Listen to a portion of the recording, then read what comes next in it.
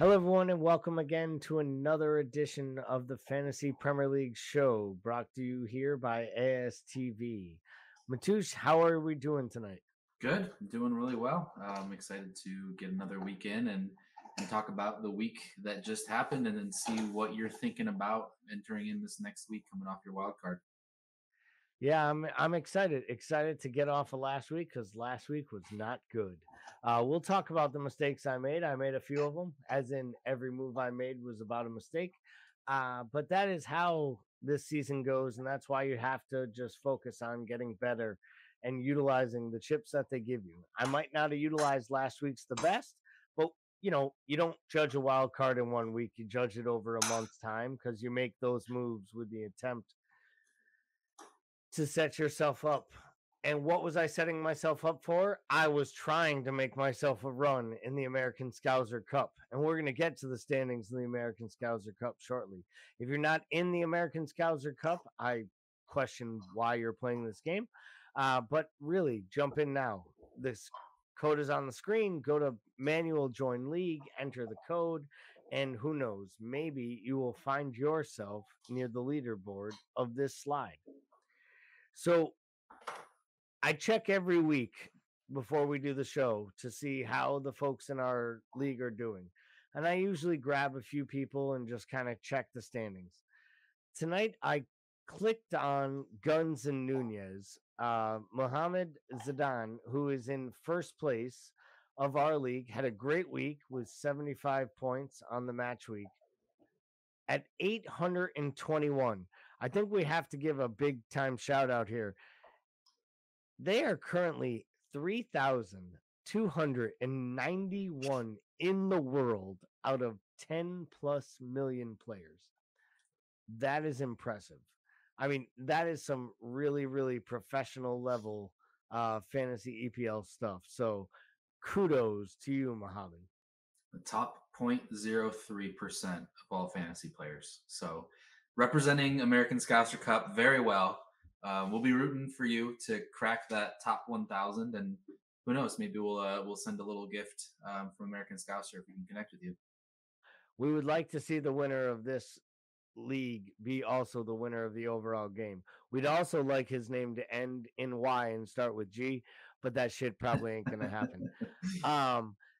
And a little shout out here, I think we have to give an honorable mention because if Pep was in first place at 805 points, as we see here, William Peppard, which is a great name, Pep, for your fantasy team if your last name is Peppard. They themselves are sitting in 12,957th place. So top 13,000 in the world is nothing to sneeze at, but it is a tough hill to climb when there is someone ahead of you that is in the top 3,300. Sorry, Pep, you will have to just work on that score. So let's jump right in here, as we always do, our contributor league. My co-host has once again found a way to win. I'll give him enough credit. At least this week, he's one of the highest scorers in the league. Oftentimes, he's the medium to low score of the league and finds a way to win. But he deserves a lot of credit. Outstanding performance here, undefeated on the season, into match week 13. So good work by you, I guess. Hey man, I'm how many points overall am I behind you now? 12? Not that many. 12, 15. You'll be there before you know it. Trust me, my friend. Yeah, it's kind of if you guys are able to see the standing side of this page with the total amount of points to see where Gally is sitting in the standings, it is just it's a crime really against you right there. Yeah. Let's see. So all I mean, yeah, this is so typical of head-to-head leagues though, right? It's just you get placed matched up against whoever you get matched up against, and if they have a great week and you have a great week but they haven't even that's their one amazing week of the last 10 weeks, you're out of luck. And I feel like that's been your story every week.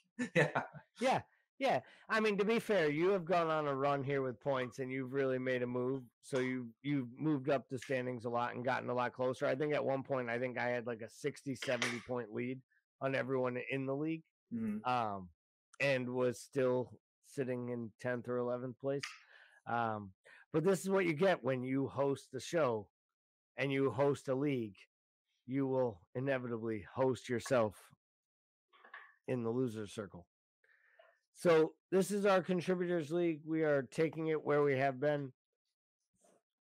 We can see here some interesting outlines. We had, my co-hosts this week were all on together, and they were fighting it out. And once again, Timuchin, as always, is always talking a lot of trash and trying to make wins. He could not pull off a win against my co-host tonight. That did not work for me. I was hoping that he might, as I might have close. some form of chance, but there was no close. So we go into the transfers in for this week. Match week 14. We're only a day in. Almost 500,000 people have jumped on my main man, Miguel Almiron, which I've been on for a long time and had in 2 of my drafts and then dropped at last minutes, which just makes total sense because that's why I had such a great day. Surprised to see Almiron the top of the list of transfers in? Not necessarily, because I feel like with I'm sorry, the dog is having some fun. Yeah, just go over it. Just start over again with the Almiron. Yeah, it's all good. Yeah, I'm not too surprised seeing Miggy top of the transfers list here. He is the cheapest option on this entire list, and we can see sort of the evolution of his game. I think he's finally being played in a position that he's most comfortable playing underneath a manager that knows how to get the most out of him. Managers in the past kind of just used him for the work rate, right? He's a guy that's never going to stop working for you. If that means not being able to score or assist and kind of just doing the dirty work, then that's what he was going to do because that's the player he is. But now under Howe, I feel like he's getting the most out of Miggy, and we're seeing what Newcastle was buying into when he came over from the MLS that one year where he really exploded on the scene. And I think it's exciting, and especially sharing that side with Trippier on the right side. I think that's what's really, I think the most exciting prospect is having that Trippier Almiron connection. Sort of I don't want people to blasphemize me for this, but sort of the Trent and Mo situation where you've got those two great options on the right playing with each other, playing along each other. So kind of doing that, but a bootlegged version of that, if you will. Maybe not this year. This year, maybe the bootlegged version is Trent and Mo. But in this case, it's fun to see that him being able to produce how a lot of people thought he might have been able to a few years back. And then the rest all kind of makes sense. I think what we'll see is a lot of KDB to Mo action, and I think that's another case here with City having some of the best 3 game weeks left going up into the World Cup. A lot of people going off Mo to KDB, and then the only one I find a little weird is the Mitro one, only because I feel like the run of fixtures for Fulham is coming to an end, where they had that spell of 5-6 good game weeks. Because let's see, I had it up here. They're going up against Everton. They have Everton at home, which is a good fixture, but then they've got City away and United at home. So I don't know if players are just kind of getting him in for the Everton match and then maybe selling him off. I just don't know if this is the right time to hop on the Mitro train, especially after some of his injury concerns. There's never a good time to get on the Mitro train. Have you people not listened to this podcast, watched this episode, seen anything that we talk about on this thing? No, and I can understand where you're coming from there. I can also understand though that he's almost fixture proof at this point. He appears to be a guy who only needs a chance or two and he'll score a goal at this point. So, I mean, he might be the most clinical striker right now in the Premier League, top to bottom from opening day to now, which is just asinine to say out loud. I mean, Holland doesn't count. He's on a different planet. Yeah. But I just think what he's doing is really impressive. So I can understand why some people are bringing in Mitrovic if you don't already have him and if he isn't cursed and blasphemy to your team. Foden, Trossard, they're both those like wild card / meh. I have Foden in my side now. He killed me last week. Not gets a start. Gets me a 1-pointer. Love you. Don't really. Trossard, same thing. Everyone went out and picked him up after the Liverpool hat trick, and he's gone blank, blank, blank, I think, or assist, clean sheet, blank. Um, De Bruyne makes sense on the bounce off Mo. Still, I think there's a big match or two in Mo before the World Cup. I don't know why. I just feel like he's going to punish people for selling him off early. Will I be one of the people who probably sells him off? Yes, and then he'll punish us all.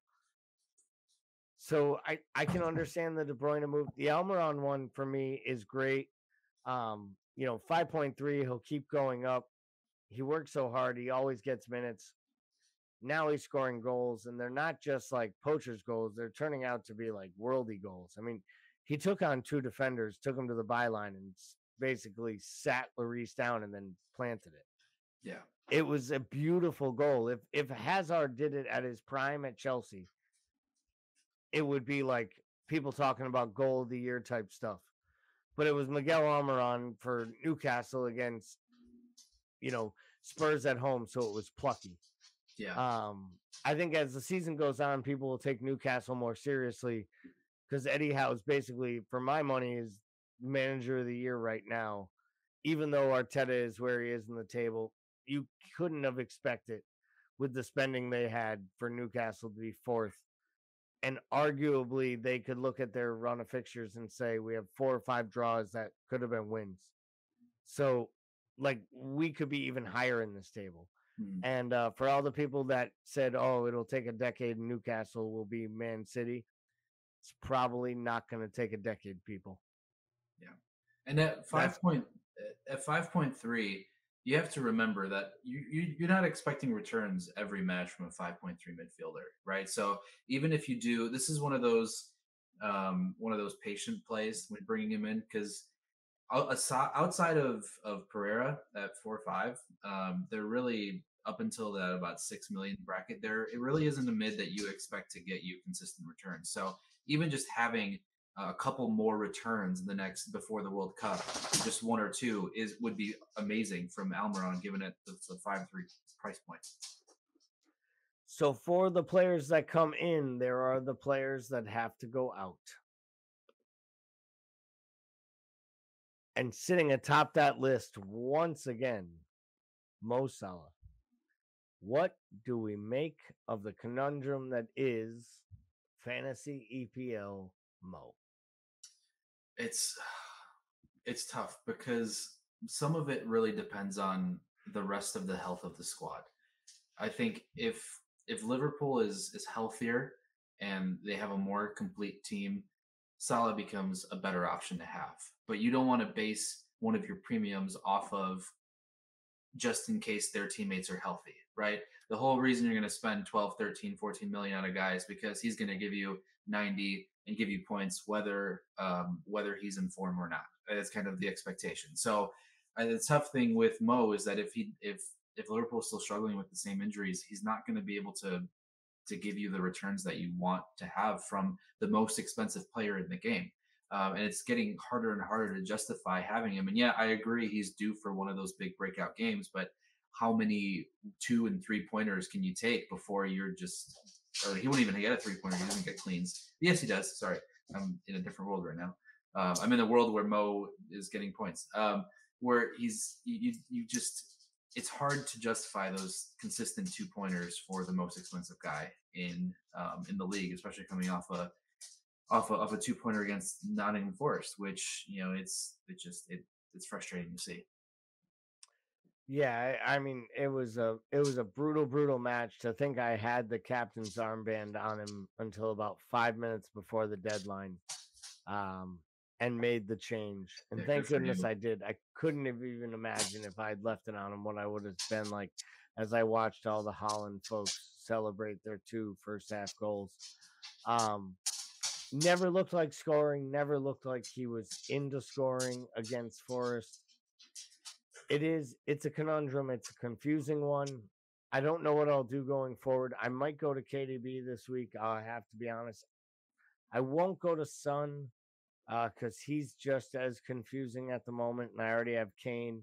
Mm-hmm. And I think I'll just stick on Kane because he's on penalties, and I feel more confident with him scoring garbage goals. than I do Son coming up with, 15-minute hat tricks, which if it wasn't for that, he would be in the bottom like 10% of all midfielders. And at his price, that would make his value probably even lower than Salah. Mhm. Um, so I think it'll be KDB this week for me. I still don't believe in Sterling, though I love the talent. I just don't know that he has guaranteed minutes.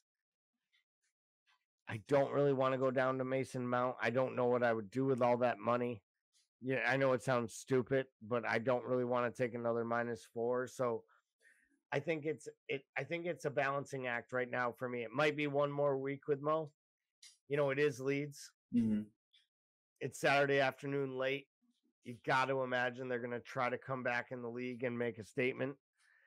And if a Hall's going to come, maybe this is the week and I get off of them before the Tottenham match. Yeah.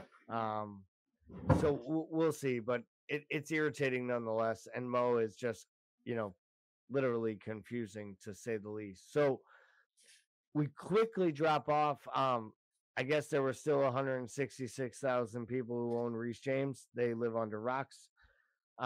He's not going to play again until after Boxing Day, and I'm not even sure he'll be ready by Boxing Day with the injury that they're talking about.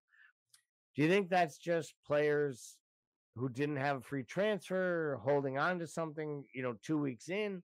Or do you think someone just said, like, they logged in and that many people just realized, oh, bleep, Reece James is actually out for a while? That's red. Yeah, I mean, because when you take into consideration that there's almost 10 million people playing the game right now, having 166,000 of those be people that forgot to check the week before makes a lot of sense in my head. They're like, you know what, this is just one Fair. of those situations where I don't know why he's still there, and it's time to move him. And maybe they had a good enough team where they saw the last 2 weeks play out, and then now maybe they wanted to keep a transfer to now do two transfers and maybe three transfers and take a 4 point hit situation this week. So yeah, I don't know, not too much stock in that situation. Just one of those. I think people just didn't check the week before, and now that they're checking, they're going off of them. So, of the bottom three names on this list, any of the three of them jump out at you as a surprise? Not necessarily surprised by any of the three. The one that I wouldn't jump off of necessarily would be Jesus, only because Arsenal has some good fixtures coming up. Zaha and Palace have good fixtures too, but I feel like again, I know it's not as devastating as spending the money for Mo, but Zaha is another confusing player because he always has these moments of absolute pure brilliance, and then he goes through these phases, these stretches where he's just not even part of the game for 20, 30, 40 minutes. That everyone's attacking you as a you have Edward, you have Ayu up, and then you just Zaha's back in at the halfway line. And then you get that one moment where he gets the ball from outside of the box, takes three dribbles, and knocks it into the back of the corner of the net. And it's just like it's hard to know which Zaha you're going to get. And so I have had Zaha the last 2 weeks, and he's one of the guys right now that I'm looking at thinking, do I go off of him now? And so that one makes sense. But yeah, the gross makes a lot of sense. I think people are still with how Brighton has played the last few weeks. So I think we talked about it last week. A lot of it's going through Trossard, and even then they're not really scoring still. So there's not really much room for gross on any team right now, really. Yeah, I think Gross makes sense to me for why he's going out more than the others. Zaha, you know, I personally have one of those. Again, he's like a Mitro to me. He always seems to ruin my team, and then when I drop him, he does great. So I just stick away from him. The thing with Jesus right now, where I understand it is as Arsenal does have decent fixtures, they do have a couple of medium fixtures that they have to deal with. Um, and then on top of it, you have the yellow card situation where he picks up another yellow, he misses a match. So by keeping him in your side, you are basically saying that for 8 million in one of your starting strikers, if he picks up a yellow card, you will have to use next week's transfer on him. And then buy him back at some point or stash him away. So maybe that's some of the reason why folks are jumping off them. So, as we transition off of the ins and outs, let's take a quick look, and it is tight, But we'll take a quick look here at your team from last week, um, courtesy of Live FPL. Anyone who hasn't checked out Live FPL, it is a great site and a really cool tool. Gives you all kind of live updates much quicker than the overall system. Will give you statistics that you can't find, as well as overall rank, live rank, and projected rank. So there's a lot of great tools there that can make you an even stronger fantasy member. Unless, of course, you're competing against me, you should not utilize these tools because, well, now you see how and why my co host is so close to catching up to me. He's using all kinds of new analytics. I love it. So, talk to us about your team last week. What surprised you, what you see moving forward, and what your Yeah. plan is for this week.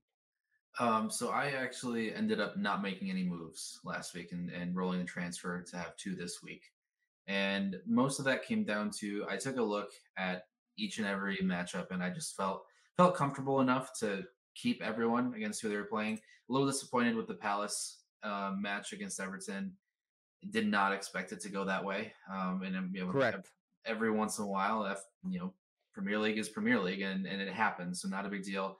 A little disappointed Martinelli wasn't more of a nuisance against Southampton as well.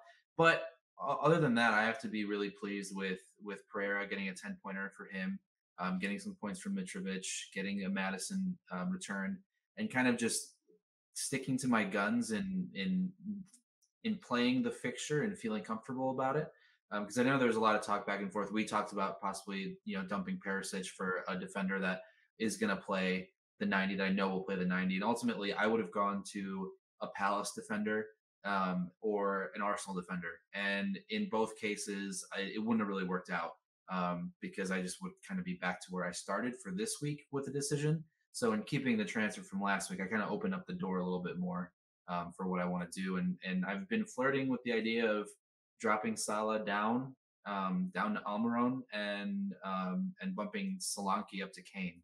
I think that's one thing that I'm considering given the two transfers, but it's still a bit early. That's one idea I've been floating around in my head, and we'll see. But that's kind of where I wanted, where I was thinking, and I put some faith in Ward this time, and I was rewarded. So it was great. Yeah, that was a great move by you. I wish I had. I you know jumped off Ward again. I had him in at one point, and I had Kepa on my bench with Ward playing, and then I switched to Ramsdale and played him, which I'm still okay with the move. I mean, the fact that Arsenal conceded to Southampton is maybe an indication that the cracks are starting to come through in Arsenal in the real world, let alone the fantasy world, especially at the back.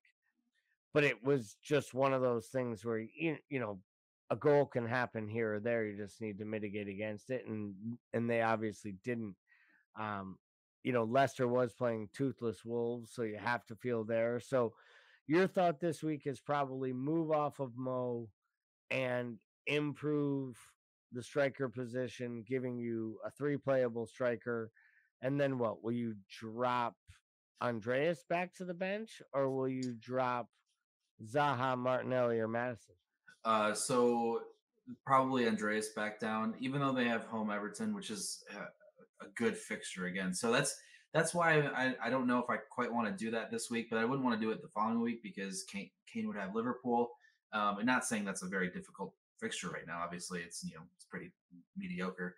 But because I'm also thinking, if I maybe I drop Salah to a Foden, or go from a Zaha to a Foden, and then maybe downgrade Perisic and play a fourth defender this week, and drop Pereira to the bench. So that's the toughest thing for me is I want to. I don't. It's there's a lot of good options I feel in the midfield, and it's really frustrating because I would rather have six midfielders right now than have two defenders and two strikers rather than have the five mids that I have because there's just a lot of good midfield options in my opinion. And so those are the couple ideas that I've been flirting with. Yeah, I have to admit, I kind of like the idea of the Salah to Almiron and up to Kane. I do really like that. I think that could be a point. I think that could be one that definitely earns you more points over the next 3 match weeks, especially with the upcoming fixtures that they have. I wouldn't worry too much about the Liverpool fixture. As Liverpool supporters, if we win that match, we're probably going to win it 3-2. So, Goals will be you scored. know, Yeah. Kane can score a couple times, and that'll probably happen. So, I think looking at the defensive areas, you just have to do what you've been doing, which is try to avoid the landmines and find a couple clean sheets here and there, ride your goalkeepers, play the matchups, and take it from there. So I was on the wild card last week. I can't lie. I didn't feel terrible about this team coming out of picking it as my wild card. I like the balance of it. Do I wish I had played Andreas? Yes. Right? Like I had him at one point in the starting lineup, was going to play over. Actually, I had him over both Trippier and Anderson. And someone told me that I couldn't not play Trippier. If I didn't play Trippier, it was kind of criminal. It was, yeah. Man, weird. And then I thought to myself, well, and then this team's playing Everton. They got to be able to keep a clean sheet. Yeah. Southampton might get relegated. 6 points out of 3 Arsenal players. It just didn't work out for me. I mean, I can admit my faults. I don't know that I picked the wrong team as much as results didn't go my way. So I'm going to roll with this the next couple weeks, obviously. I'm okay with where I'm at because I can see 3 easy transfers to make the teams better each week, which is what I'm going to do leading up to the World Cup. And then I'm going to pick a whole nother side leading out of Boxing Day and into January. So do I wish I had seen the green arrow and some positive change here? I absolutely do. What I'll do this week, I have to make a big call on Salah. It could be Salah. If I wanted to go to KDB, I'd have to make another move and do the -4 because I have 3 City players. It's part of me that just says I roll with what I have and find an alternate asset. I hate leaving 4 or 5 million on the table when I really need things. So maybe I do find a -4 move that I feel can easily net gain me 8 to 10 points by making the move. That would take probably a premium and a half. So I'd probably have to take Salah down to like a Saka, or which I can't do anyways because I already have 3 Arsenal. So like there are some moves I'd have to really think about. Mason Mount obviously is the guaranteed starter every week and seems to be Chelsea's talisman at this point as far as creation. So I could think about that. But this is going to be an interesting couple weeks for me with this side. Yeah, I when I saw your team when the game started, when the Liverpool game started, and we were able to go in and see who had who for the week, and I looked at your team, I really liked it, and I thought that I thought to myself, oh, he fucking went Foden after he said he wasn't going to go Foden, and like, oh, he went Eze. We've talked about Eze before. Like, oh, he played Trippier and Anderson. I was like, I really like this. It's just, and like you said, the fixtures, the results didn't go your way, but you're setting yourself up for these last 4 weeks too. It wasn't just last week, right? Correct. It's a course of the next 3 weeks after this that leads up to the World Cup. And as a foundation, it's a really great setup because you have pieces that you can. Honestly, you wouldn't have to make any moves necessarily this week if you didn't want to. And I know you mentioned you might not make a move because going down from Salah to KDB to have to take a -4 somewhere, I don't know if that's necessarily in your best interest. I think that'll just be a wash at the end of the day. So I think it's one of those things where I like where you were going, and it's just one of those where you just pick a couple different guys and things are different. You start Andreas instead of Eze, 8, Ward instead of Ramsdale, 6, so 14 points gets you to 64, and you're talking about a whole different week. So Yep. I don't think you necessarily are in a bad spot at all because you know what you were doing with the last 4 weeks up to the World Cup. It's just a matter of feeling more comfortable with the rest of your guys. And now that Arsenal play at home, Palace play at home. Palace are a different animal at home. Away, they're just god awful, but at home, they're great. And so you've got Fulham at home as well, so that Everton fixture could be interesting for Pereira if you decide to switch off between him and Eze. And so, yeah, I mean, I like where the team was at, and when I first saw it, I thought it was great. It's just one of those things where if Foden starts, maybe he picks up a couple more points. And City, you don't usually expect them to give up a clean like they did, so it is what it is. Well, I mean, that's ultimately here. I mean, you look at this. If Arsenal doesn't concede the goal to Armstrong, I have 9 more points and possibly some bonus points between Ramsdale and Saliba. Mm-hmm. Like just there, I pick up 9 points on one goal scored by Southampton. Yeah. You know, the cheeky goal that City gives up cost me another 4 points on Cancelo and possibly bonus points. Obviously, in Trippier's case, I can't really whine because I get the 4 points for Kane and bonus points because of it.